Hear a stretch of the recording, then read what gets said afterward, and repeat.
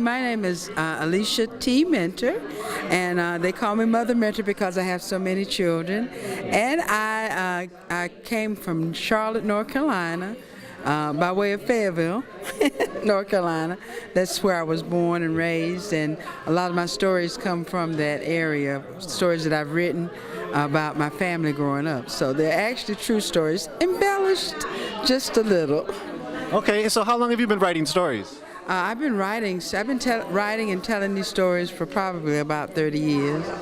Yeah, and people don't seem to get tired of them, so I keep telling them. But of course I do. I worked in the library for 30 years, so I tell stories from all genres, for children, adults, seniors, teenagers, anybody that'll listen, I'll tell. Okay, what got you into this? My dad was a storyteller. We grew up without television, and we did have an old phonograph that we played, but he would tell us stories about his growing up, and especially on those rainy, thundering, and lightning nights. We unplugged everything, the radio and everything, and we just listened to good stories. Wow, how many siblings did you have listening to stories? It was 6 of us, but we always had a few cousins and neighbors, children around or whatever, so everybody came to our house to eat. My mama fried the best fried chicken in the community.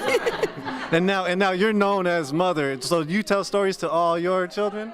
I have 18 grandchildren, 6 great-grandchildren, and 7 children. Wow. And do you ever get a chance to tell stories to them all? Oh, but not at one time, but I go to their homes, and they would come to the library when I was working, and we get together for family reunions and things like that, so I tell stories for them then. And they all have copies of my video. You call them CDs now or DVDs now. So they all have copies. I make sure they do, and every child that's born gets one of their own to put in their basket, because that's one thing we try to do is make sure they have a keepsake basket from the time they're born. Now, why is storytelling important to you? You're doing keepsake baskets for the babies. Why is this so important?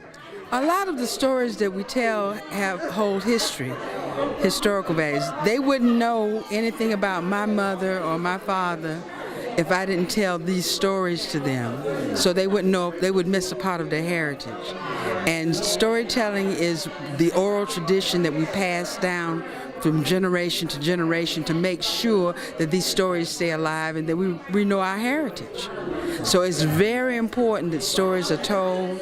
Not only family stories, but historical stories, stories about where we come from, what happened during that time, stories about the Middle Passage, stories from Africa, stories all around, stories in your own hometown. I tell my grandparents and parents that you need to share these things with the children so that they know who they are, that they don't think that it just happened by circumstance that we're here, but there's a reason and you have a great heritage to live up to. Children need a purpose in life. We all need a purpose in life, and sometimes they don't act the way that we think they should act because they don't have a purpose. They haven't been told. So it's so very important for parents and everybody just to get in there and remind them that you are somebody. You're important. Your legacy is important, and you are creating a legacy for the next generation. So with that importance, and you also bring up like the Middle Passage and sort of the history a little bit that I'm sort of hearing, why is the importance of basically Black storytelling? I sort of asked the same thing to Ova William. Black storytelling, why is that important in this day and age with children? It's important there again because of knowing where you come from. It makes a difference in your life. If you think that you don't have a strong background or base to grow up in, you feel like there's something missing in your life. So when our children are told about their history and that they do come from kings and queens, and that by circumstance they are in this country, and they are Americans, and it's not that we're not proud to be Americans, but you need to know where you came from. Every ethnic group comes from somewhere. and they need to know what that heritage is. I tell stories about Brer Rabbit. Well, Brer Rabbit didn't just start in the South. Brer Rabbit comes from London. You can trace most stories in most cultures from somewhere else in the world. So why not know about where that is and what the importance of that is, and that we're more alike than different. We are more alike than different. So talking about the similarities, I saw a lot of sort of similarities, bringing the crowd into the mix, bringing crowd involvement, not only just bringing them up there, but having them be involved. And also just the youth being the theme, and how are the children. You want to just talk about just like the last few words of what you think of this annual Black Storytelling Festival, and how long have you been doing this at this festival? I've been with this festival about 10 years now.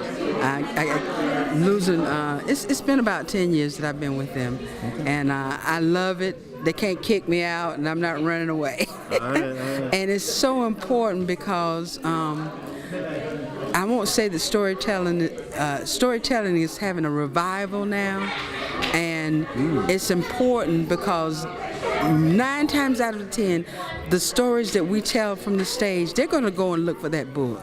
You talk about children not being able to read. Well, we do this so that we can encourage them to read not only stories but about their history and things of that nature.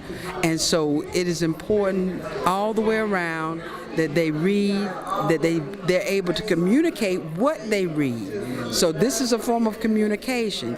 You'd be surprised the number of children that come up and say, I want to do what you do, or where did that story come from, or where can I find the book? And that's what I've always pushed in the library are the books. I tell them that a lot of the stories that I do come from books, and then they go and look for the book, check it out, and that keeps libraries alive too. What's the cycle? Libraries and bookstores. There are not a lot of bookstores. One time you could find a bookstore on every corner, but you got your big conglomerates now, but you don't have the little quaint bookstores that you can go into. Very few of those. Anything else you'd like to say?